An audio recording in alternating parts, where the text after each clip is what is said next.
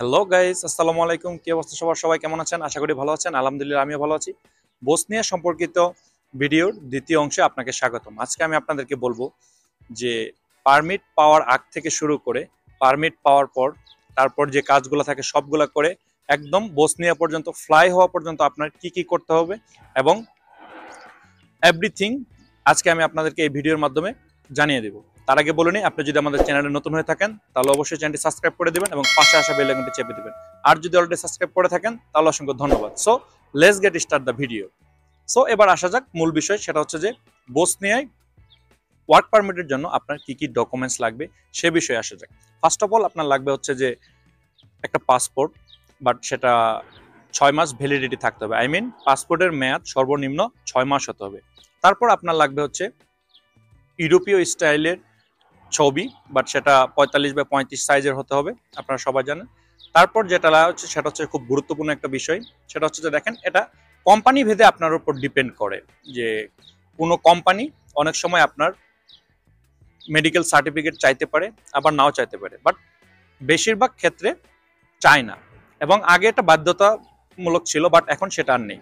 দেন তারপর আসি police clearance, এটাও আপনার খুব গুরুত্বপূর্ণ, সেটা আপনার লাগবে। তারপর আসি যে এই কয়েকটা যে ডকুমেন্টসের কথাগুলো যেগুলো বললাম সেটা হচ্ছে আপনার একদম কম্পালসারি, এটা আপনার লাগবে।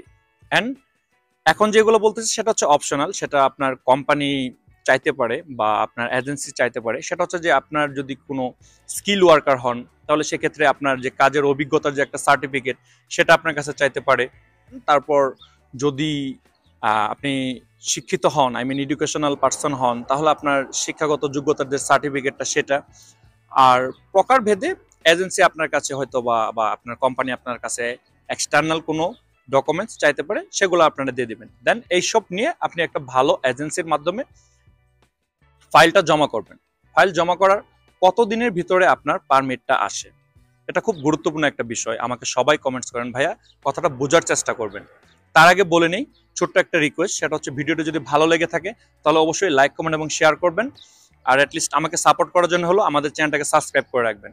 সো এবার আসি যে আপনার পারমিট পেতে কতটা সময় লাগতে পারে। দেখেন ভাইয়া, পারমিট পাওয়ার যে বিষয়টা সেটা অ্যাকচুয়ালি ডিপেন্ড করে আপনার যে এজেন্সি এবং যে কোম্পানি এবং আপনি কি ধরনের কাজের উপর যাচ্ছেন সেটার উপর। আপনি যদি একজন স্কিল ওয়ার্কার হন তাহলে মোটামুটি খুব তাড়াতাড়ি আপনি পারমিট পেয়ে যাবেন। তার রিজন হচ্ছে যে আপনার এজেন্সি এবং আপনার কোম্পানির খুঁজতে হবে না, আপনি যে কাজের উপর দক্ষ তারা সে কাজের উপরেই আপনাকে একটা পারমিট ম্যানেজ করে দিবে। আর যদি নন স্কিল ওয়ার্কার হন তাহলে আপনার জন্য কাজ খুঁজতে হবে। সেক্ষেত্রে দেখা যাচ্ছে যে কোনো একটা হোটেল হেল্পার বা কিচেন হেল্পার বা সার্ভিং যে ফুডগুলা থাকে এইগুলা, এগ্রিকালচার এইগুলা, বাট এইগুলার জন্য আপনার ভিসা পেতে এবং পারমিট পেতে অনেকটা লেট হবে।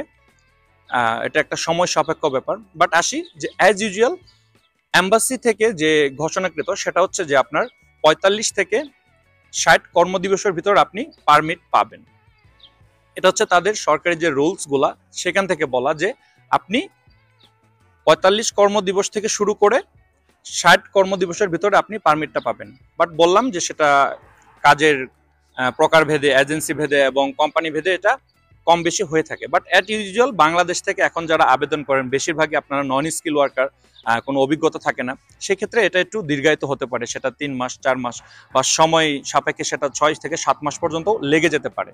সো এবার আসি যে আপনি পারমিট পেয়ে গেলেন, দেন আপনি কি করবেন।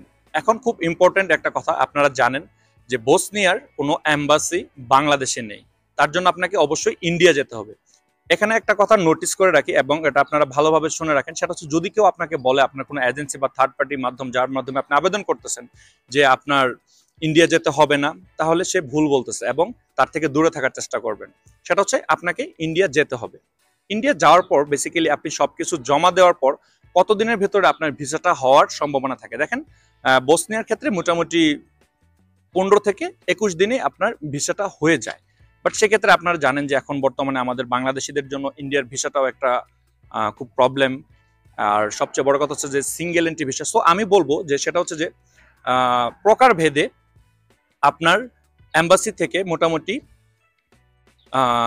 15 থেকে 21 দিন, আই মিন 2 থেকে 3 সপ্তাহের মধ্যে আপনার ভিসাটা আসার কথা। বাট সেটা দীর্ঘায়িত হতে পারে ওই যে আমি ফার্স্টে বললাম যে আপনার কাজের ভেদ এবং আপনার কোম্পানি সবকিছু ঠিক আছে কিনা, আপনাকে তারা নিতে চাচ্ছে কিনা, এই সব বিষয়ের উপর ডিপেন্ড করে আপনার ভিসাটা আছে। সো আমি এই ক্ষেত্রে আপনাদেরকে বলবো যে আপনারা সিঙ্গেল এন্ট্রি ভিসায় যদি যান, সেক্ষেত্রে আপনি চেষ্টা করবেন যাওয়ার পর সবকিছু জমা দিয়ে আপনার ওই সিঙ্গেল এন্ট্রি ভিসার যতদিন মেয়াদ থাকে ততদিন থেকে আসার জন্য। এর মাঝখানে যদি আপনার সবকিছু হয়ে যায়, তাহলে আপনি পেপারসটা নিয়ে ভিসাটা নিয়ে আপনি বাংলাদেশে ব্যাক করতে পারবেন। আদারওয়াইজ আপনি ডাবল এন্ট্রি ভিসা নিতে পারেন। এটা হচ্ছে যে একবার জমা দিয়ে আসলেন অ্যান্ড দেন পরের বার গিয়ে আপনি সব আপনার ডকুমেন্টস এবং আপনার যে ভিসা সেগুলো নিয়ে আপনি ব্যাক করে আসলেন। বাট এবার বলি যে আপনি যদি ওইখানে যান, ইন্ডিয়াতে যদি যান আপনার ভিসার জন্য, তাহলে অবশ্যই আপনাকে বসনিয়ার জন্য অ্যাপয়েন্টমেন্ট নিতে হবে। সেটা খুব কম সময়ে পাওয়া যায়। আপনি যার মাধ্যমে যাচ্ছেন, আপনার মধ্যস্থতাকারী, তাদেরকে বললে হয়তো অল্প কিছু টাকার বিনিময়ে আপনি 1 থেকে 2 দিনের ভিতরেই অ্যাপয়েন্টমেন্ট ডেট পেয়ে যাবেন। এটা প্যারার কিছু না। বাট একটা জিনিস মাথায় রাখবেন যে আপনি বিদেশ আসতেছেন, এর জন্য দু হাতে যে টাকা উড়িয়ে দিবেন, যা ইচ্ছা তাই করবেন, এটা করার দরকার নেই। আমি বলবো যে আপনি ইন্ডিয়াতে যান, যাওয়ার পরে আপনি একটা সেভ করার চেষ্টা করবেন। কারণ ইন্ডিয়ায় মোটামুটি সব জিনিসপত্রগুলো বাংলাদেশের মতোই মোটামুটি খুব সস্তায় পাওয়া যায়। সো আমি বলবো যে আপনারা সিঙ্গেল এন্ট্রি ভিসায় যদি যান, চেষ্টা করবেন 50,000 অ্যারাউন্ড 50,000-এর ভিতরে খরচ করেন। এখন হয়তো আপনাদের মনে প্রশ্ন আসতে পারে যে বসনিয়ার জন্য আপনাদেরকে কোনো ইন্টারভিউ দিতে হবে কিনা।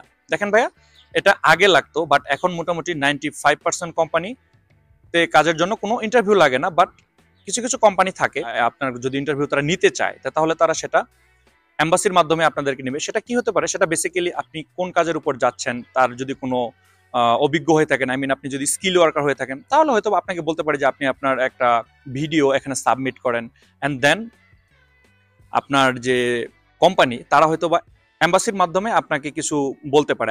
তাদের যে কিছু বলার যদি আপনাকে থেকে থাকে, সেটা তারা আপনাকে এম্বাসির মাধ্যমে বলবে। বাট এটাতে ভয় পাওয়ার কোনো কিছু নাই। তার হচ্ছে যে এটা মোটামুটি খুব অল্প সময়ের জন্য হয়ে থাকে, এবং আমি যেগুলো বলে দিলাম বেসিক্যালি এটার উপরেই একটা ইন্টারভিউ হয়। সো এবার আসি, আপনি ভিসা পেলেন এবং আপনি সবকিছু নিয়ে ইন্ডিয়া থেকে বাংলাদেশে আসলেন, এবার আপনি ফ্লাই করবেন। বাট এখানে সবচেয়ে মোস্ট যে ইম্পর্টেন্ট জিনিসটা সেটা হচ্ছে যে আপনি ফ্লাই করার আগে আপনি যে কোম্পানিতে এবং যে কাজে যাচ্ছেন আপনি তাদের সঙ্গে যোগাযোগ করেন। সেটা হতে পারে ফোনে, এবং সেটা হতে পারে আপনার মেইলের মাধ্যমে। আপনি তাদেরকে মেল করেন।